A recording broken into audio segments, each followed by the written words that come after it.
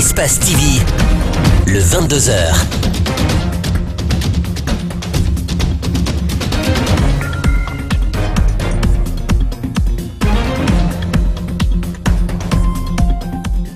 Où que vous nous suivez en Afrique et partout dans le monde sur vos téléphones portables, bienvenue à toutes et à tous. Le 22h, c'est tout de suite. Les faussaires ont du fil à retordre. L'aéroport international de Conakry-Bessia dispose désormais d'un laboratoire de dernière génération pour détecter les faux documents. Le lancement officiel de ce laboratoire est assuré dans ce journal. Et puis coup d'envoi ce matin de la campagne de vaccination contre le tétanos maternel et néonatal. La première dame de la République de Guinée a procédé au lancement des activités. Les conflits domaniaux donnent lieu très souvent à des expulsions de familles à des heures indues. Damari Tonguino et son époux, en couple depuis 30 ans, ne regardent plus dans la même direction. Elle a été sortie du bâtiment qu'elle occupe au petit matin de ce lundi. L'aéroport international de Conakry-Bessia dispose désormais d'un laboratoire d'analyse et de détection de faux documents à l'aide d'appareils de dernière technologie de type MPEG-5.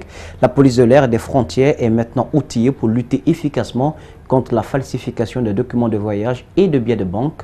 Le reportage est signé Mohamed Damero Kamara, Korea Boukourba. La police de l'air et des frontières déclare la guerre aux faussaires. Le laboratoire d'analyse et de détection de documents inauguré ce lundi intègre désormais la chaîne de contrôle de l'aéroport. Cette loupe peut vous donner une lumière, la lumière UV. Mais cette lumière UV, ça peut vous permettre de détecter ce qu'on appelle les guillochis dans le passeport. Les guillochis délimitent les aplats. Donc ces différents traits qui se trouvent dans le passeport nous permettent de voir également le caractère spécialiste du fabricant du document comparativement à ce que les faussaires ont fait. L'aéroport international de Bessia se fait plus sécurisé. L'ère des documents trafiqués est terminée, rassurent les autorités de la PAF. La création de ce laboratoire vient à point nommé car il vient de résoudre un problème épineux qui est l'immigration clandestine avec des faux documents de voyage.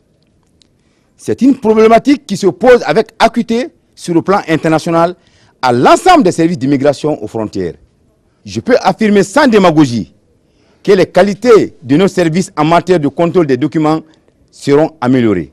Ça veut dire que tous ceux qui ont l'ambition de traverser l'aéroport de Conakry doivent être là avec de bons papiers, avoir de la bonne monnaie en main. Si tu es arrêté, tu ne peux pas dire d'erreur qu'on m'a brigandé, qu'on voulait juste me retirer mon argent parce que les preuves sont là. L'acquisition de cette nouvelle technologie grâce à la coopération guinéo-suisse permet à l'aéroport de Bessia de rehausser son niveau de certification. Mariam Kamara était face aux hommes de médias ce lundi pour présenter les acquis et les perspectives du ministère de l'Agriculture, conformément à la lettre de mission qu'elle a reçue du Premier ministre, chef du gouvernement.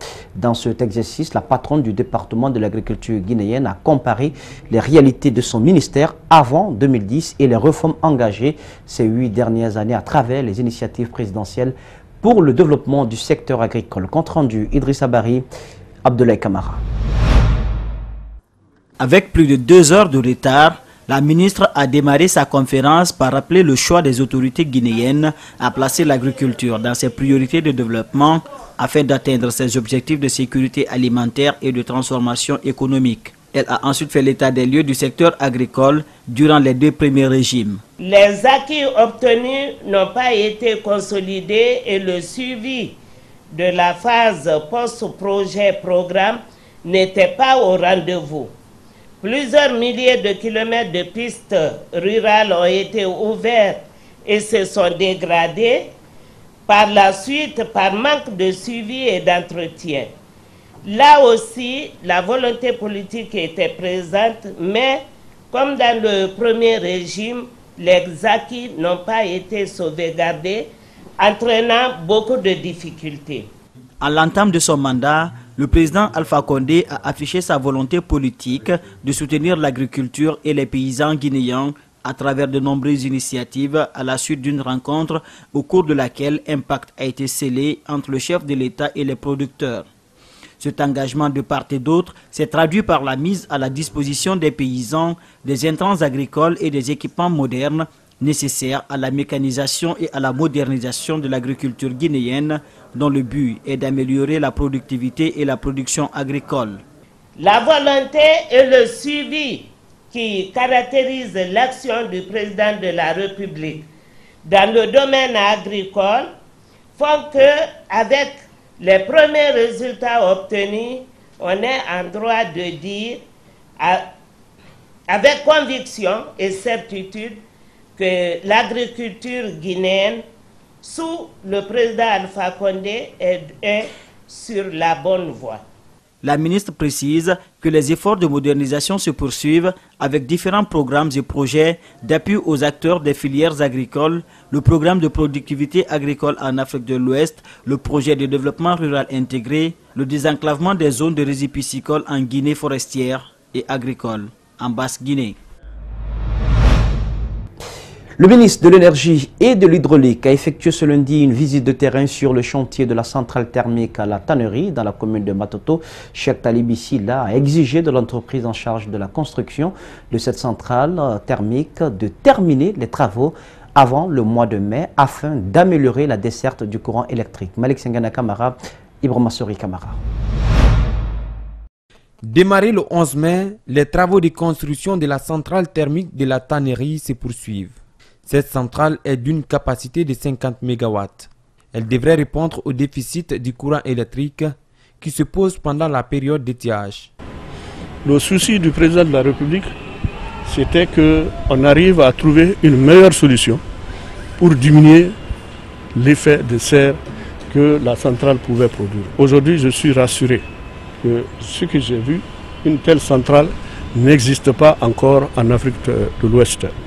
À plus forte raison en Guinée. Non seulement la nuisance due au bruit est résolue, la nuisance due à la pollution aussi est résolue par rapport aux populations environnementales parce que la tour d'échappement va être à une hauteur de près de 35 mètres. Le ministre de l'Énergie et sa délégation ont fait le tour du chantier pour s'enquérir de son évolution.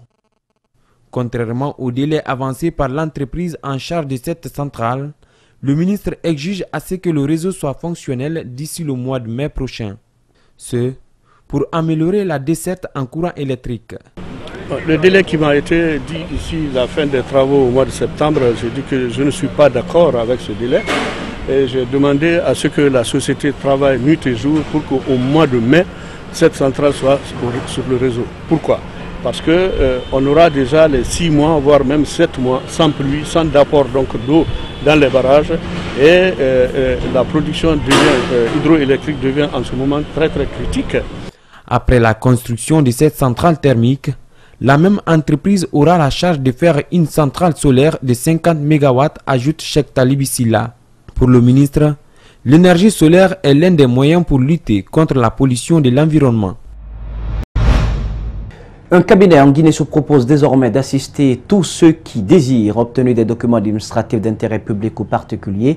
Ce cabinet vous accompagne également dans l'obtention de votre premier emploi et l'achat de votre maison. Pour mieux expliquer cette démarche, le premier responsable du cabinet a animé une conférence de presse ce samedi. Al-Sini Bari, El Haj Aliouba signe ce public reportage. Plus proche, plus accessible, plus simple, le Canada en un clin d'œil, avec le cabinet La Référence. En étroite collaboration avec le gouvernement canadien, Charles Sylvain a aidé plusieurs Guinéens à s'installer, avoir le premier emploi, leur maison au Canada. La voie légale, les papiers, il vous accompagne dans toutes vos démarches.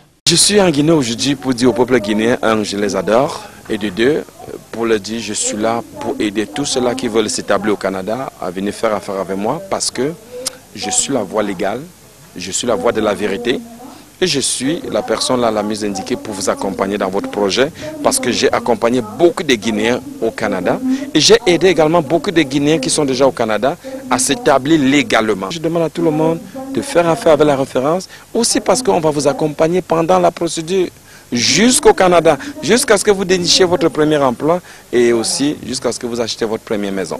Le sourire au zénith, stupéfait des mots et l'aisance à avoir ses papiers avec cette structure, les participants à cette conférence et déterminés pour l'immigration vers le Canada sont réjouis. J'ai été marquée, tout ce que j'ai vu aujourd'hui et tout ce que j'ai entendu du début de la conférence et jusqu'à maintenant, c'est vraiment frappant. Et j'appelle tout un chacun qu'il y a de la vérité dans ce processus, dans ce programme, et que vraiment, pas de doute, pas de soucis, parce que j'ai été face aux réalités avec ce processus, ce programme d'aujourd'hui. Pour les contacter, il suffit de composer 00224 621 22 88 78 ou par mail info@lareference.car. Et puis cette brève, le procès de Cheikh Ahmed Fofana, dit Cheikh Afan, poursuivi pour injure et incitation à la haine ethnique et régionaliste, a été reporté au 11 février 2019. Le prévenu serait malade et ne pourrait pas se présenter devant le tribunal pendant 4 semaines. C'est ce qu'indique un certificat de visite présenté au tribunal. La nouveauté dans ce dossier est que l'ancien président de la délégation spéciale de Kindia, Abdoulaye Ba, s'est constitué partie civile. Il a saisi le cabinet de maître Salifou Beyavogui pour défendre ses intérêts. Pour rappel, la cellule Balai Citoyen qui a porté plainte contre Cheikh Afan a été dessaisie du dossier. Nous en reparlerons dans nos prochaines éditions d'information. Cérémonie de lancement de la campagne de vaccination contre le tétanos maternel et néonatal. Le coup d'envoi a été donné ce matin par la première dame de la République de Guinée. Cette campagne de 6 jours touche toutes les femmes âgées de 15 à 49 ans sur toute l'étendue du territoire national. Mariam Fodé Camara, Yacouba Traoré pour le compte-rendu. La campagne contre le tétanos vise les 38 districts et consiste à vacciner 3 079 051 femmes âgées de 15 à 49 ans avec un besoin en vaccin de 3 390 351 doses. La campagne s'inscrit dans la dynamique de mise en œuvre de l'élimination du tétanos néonatal. Le tétanos maternel et néonatal représente une des principales causes de décès chez le nouveau-né.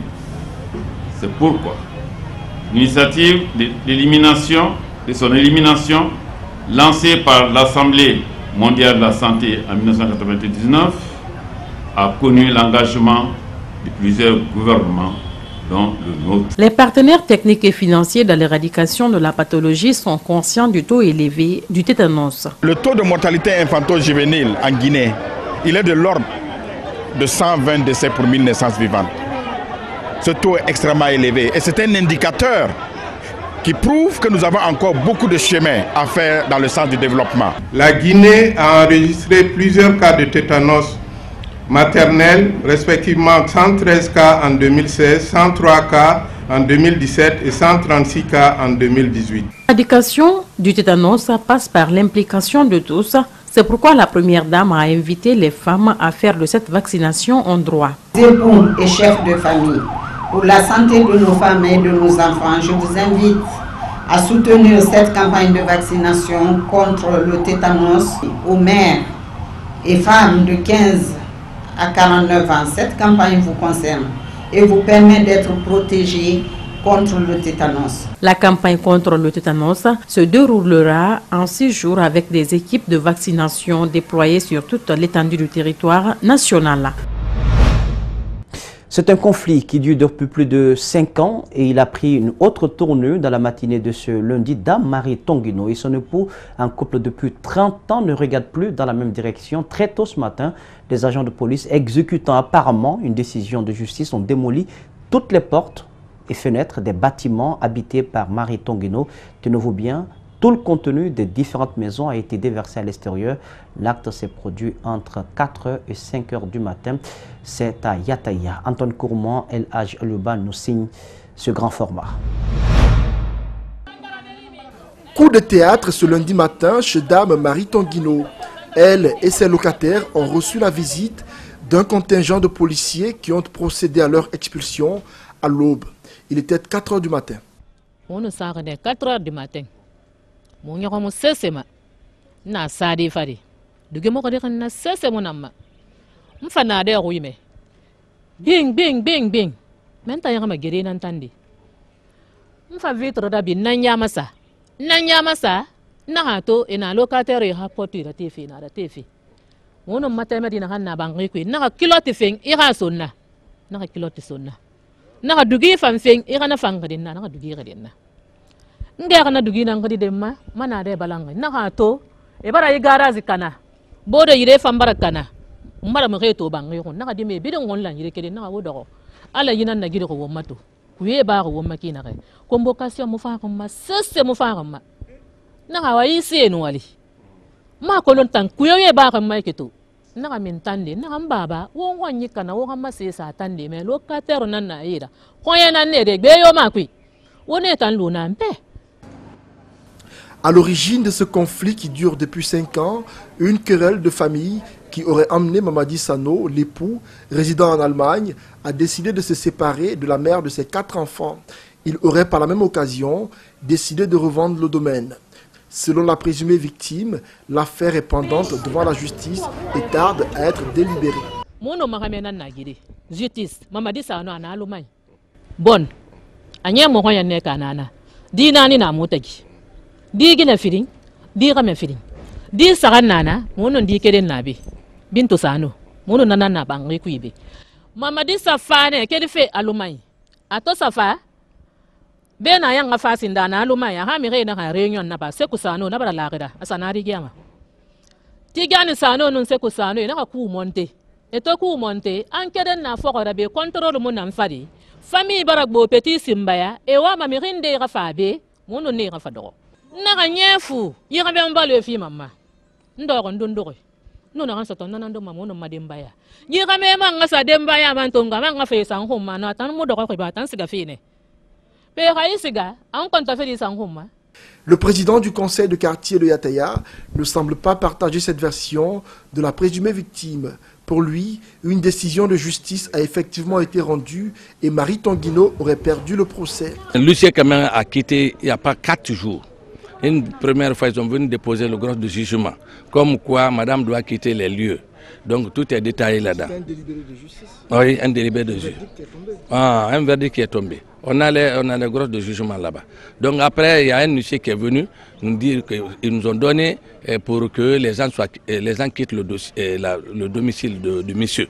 Des propos que rejette Marie Tonguino qui parle de la mauvaise foi des autorités du quartier. Ah, c'est vrai quartier na re e no mbara safa convocation na be no aroyi afara fe da ngabe maba. Mais atamon tangri. Amon ngri mani mro na ira. Photo. Amuke adin de man so ronyira. Ce sont au total 4 familles, dont 3 en location, qui ont vu leur sommeil troublé. Les portes de leurs appartements ont été défoncées et leurs affaires jetées dehors. Certains meubles auraient été emportés. Et puis sur le même sujet, l'ordre d'expulsion de ces familles est venu de la Chambre nationale des huissiers de justice. Son président, Maître Daouda Sori Kamara, parle de l'application d'une décision de justice qui aurait donc tardé. Si l'opération a été menée en dehors des heures prévues par la loi, la famille victime peut porter plainte, a-t-il indiqué au micro de nos reporters. Suivez ce complément d'information signé à nouveau par Antoine Kourman et La Jaluba. Si nous voulons que le droit évolue dans notre pays. Maître Daouda Sori Kamara est catégorique. Une décision de justice, une fois rendue, doit être exécutée. L'exécution a eu lieu maintenant parce que la partie condamnée n'a pas voulu s'exécuter librement. L'huissier n'est pas l'auteur de la décision. L'auteur de la décision, ce sont nos tribunaux. Les tribunaux sont là pour ça. On n'est pas dans la jungle, on est dans un état de droit. Lorsqu'on se sent victime, lorsqu'on voit ses droits violés, on s'adresse au juge. C'est à celui-ci et à celui-ci seulement de trancher. Lorsque les décisions sont rendues, les huissiers de justice ont pour mission de les faire appliquer. La décision de justice doit certes être appliquée, mais que dire des méthodes? Nous décidons alors de faire voir les images de la scène au président de la Chambre nationale des huissiers de justice, absent lors de la descente. Mais c'est des objets qui sont sortis de la maison.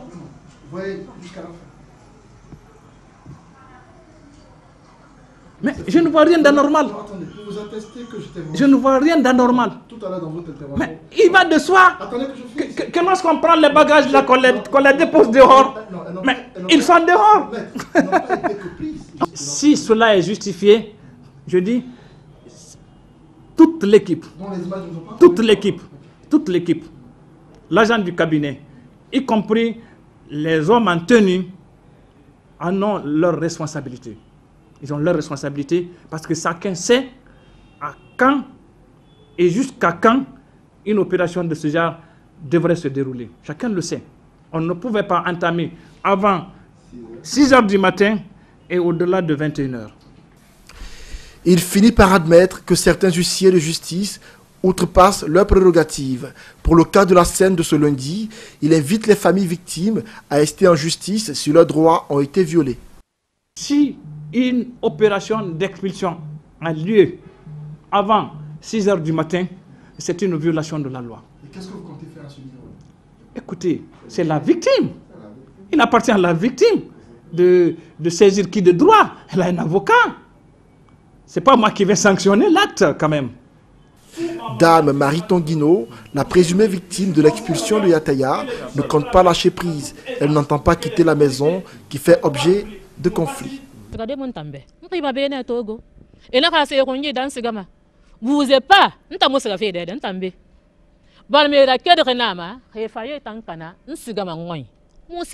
j'aurais accepté d'entendre qu'elle ne compte pas baisser les bras. Elle continuera à se battre jusqu'au bout, jusqu'à ce que le droit soit dit. Plutôt que de dire, je vais faire la rébellion, parce que ça c'est un acte de rébellion. Je suis expulsé, je ne partirai pas des lieux. Ça devient une rébellion. Et cela est sanctionné par le code pénal. De nombreux étudiants en fin de cycle viennent grossir le marché des chercheurs d'emploi.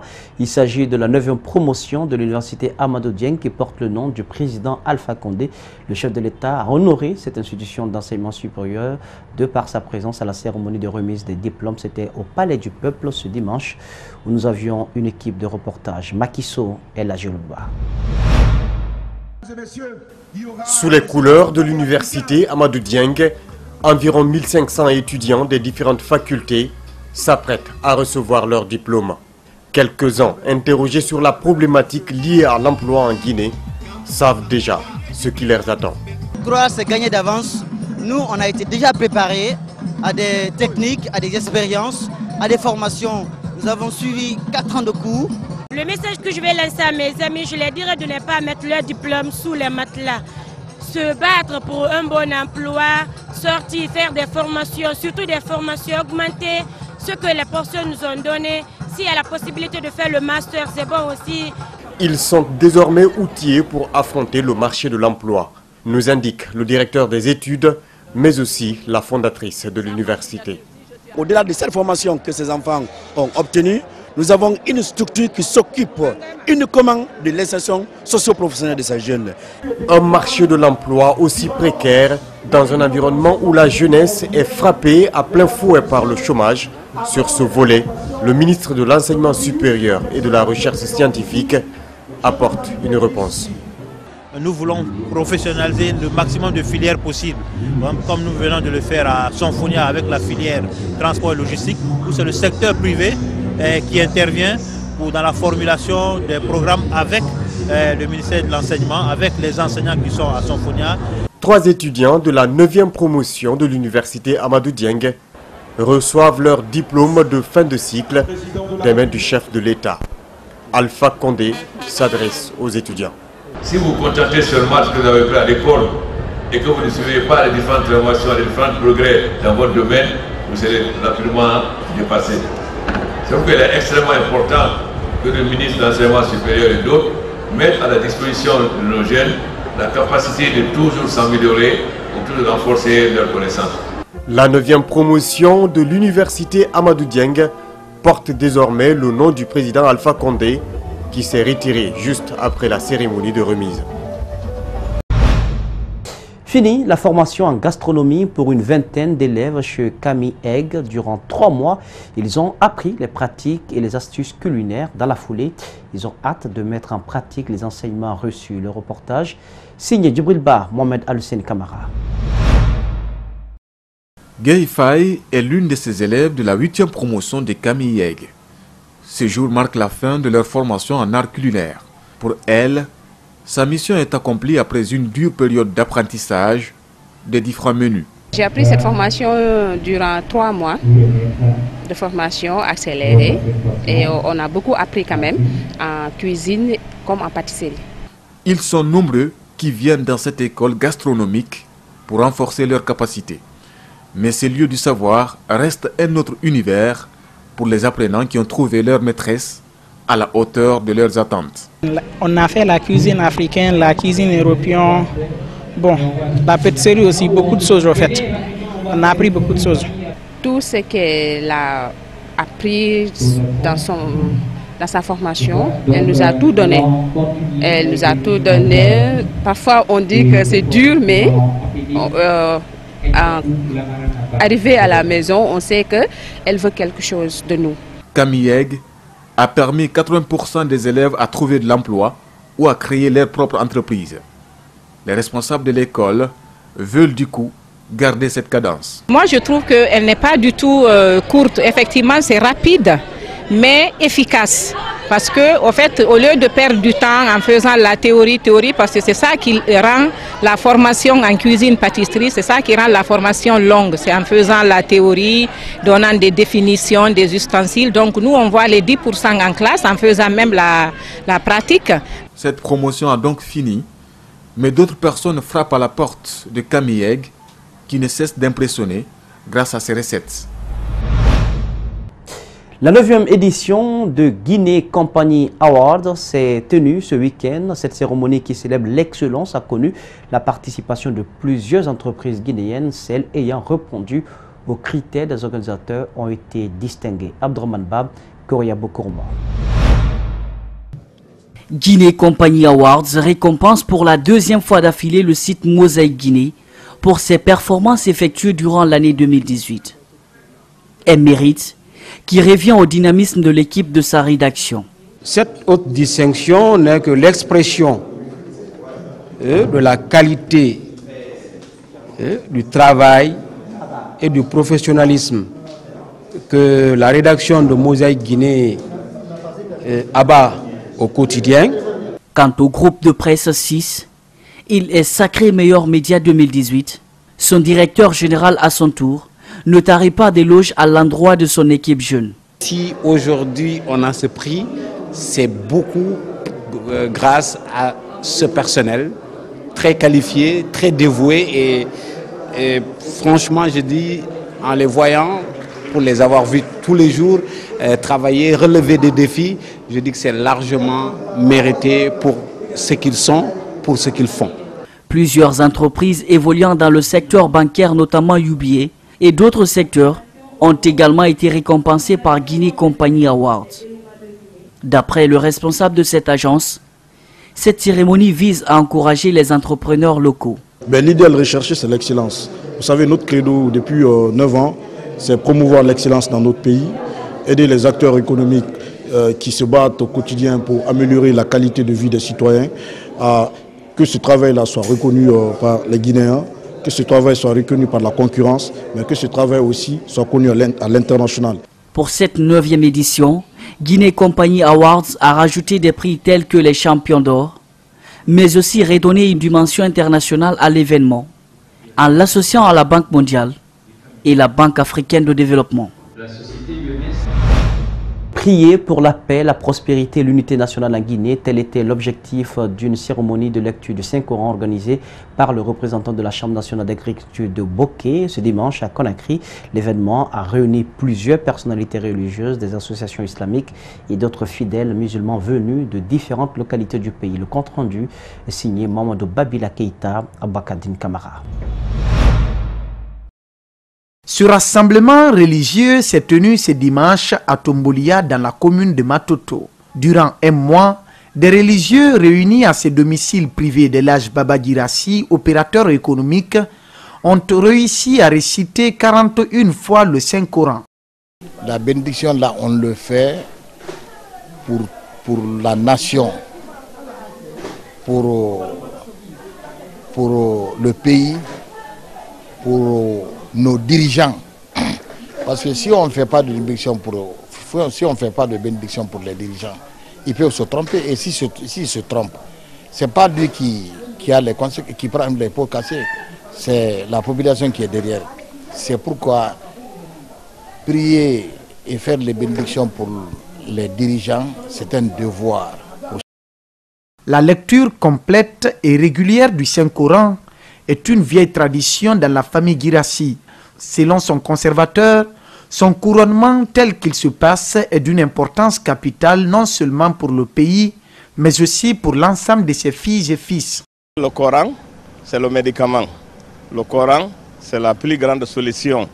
Si on faisait face au Coran, on faisait la lecture du Saint-Coran pour bénir nos ancêtres, pour bénir nos morts, pour bénir nos malades, pour bénir nos enfants, pour implorer Allah, pour qu'il instaure la paix dans ce pays-là, la Guinée, pour qu'il protège aussi nos chefs, le président de la République, son gouvernement et toutes les institutions. Ces religieux et fidèles musulmans, conscients de l'importance de la dite cérémonie, ont fait le déplacement de plusieurs localités du pays. Tous ont émis des souhaits et formulé des bénédictions, notamment pour le président et son gouvernement, en faveur du développement de la Guinée. Les 9 pieuses femmes Kaba, reconnues dans la communauté Djakanké, ont aussi pris part à la cérémonie. Chacune d'elles aussi a eu à faire des prières et bénédictions pour la paix, le développement, la prospérité et l'unité nationale. Football à présent, en attendant le retour de la prestigieuse Ligue des champions européenne, le temps paraît long à Paris dans un championnat qu'il survole. Le PSG tente d'éviter les coups durs. Hélas, depuis la blessure de la star Neymar, chaque match apporte son lot de frayeurs. La preuve dimanche soir lors du match entre Rennes au Parc des Princes. Les précisions sur place de notre correspondant Karim Baldé.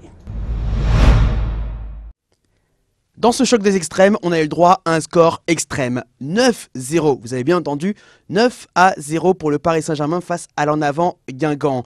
C'était la revanche du match de Coupe de la Ligue, perdu ici même par les Parisiens qui les avaient éliminés de la compétition en quart de finale la semaine dernière. Cette fois-ci, les hommes de Thomas Tuchel n'ont pas fait dans le détail, avec notamment 2 triplés, celui d'Edinson Cavani et celui de Kylian Mbappé. Après la rencontre, on a eu l'opportunité de le rencontrer dans la zone d'interview. Écoutez-le, ainsi que Yenim Bakoto, côté Guingampais, qui est forcément très déçu et abattu après cette claque quasi historique reçue ici au Parc des Princes. C'était juste par rapport à nous de faire un match complet avec plein de rythme, d'intensité, et c'est ce qu'on a fait aujourd'hui, donc non, il n'y a pas de revanche. Voilà, on est dans ce qu'on doit être depuis un moment. C'est pas parce qu'on l'a pas fait par le passé qu'aujourd'hui c'est complètement différent. Voilà, on est dans un nouvel état d'esprit et je pense que c'est le bon, et c'est dans celui-là qu'on doit rester. On a plus donné le match que Paris nous a enfoncé. Après, c'est vrai que dans le niveau, il n'y a rien à dire, ils étaient au-dessus, mais voilà, on n'a pas le droit de perdre avec un score pareil. Scène rare au Parc des Princes, les spectateurs ont même fait la hola en fin de rencontre. Il faut dire qu'ils pouvaient se le permettre après ce score quasi historique, record égalé du match face à 3. C'était le match du titre du Paris Saint-Germain il y a maintenant quelques saisons de cela. Ici Karim Baldé avec Louis Decroix pour Espace TV à Paris.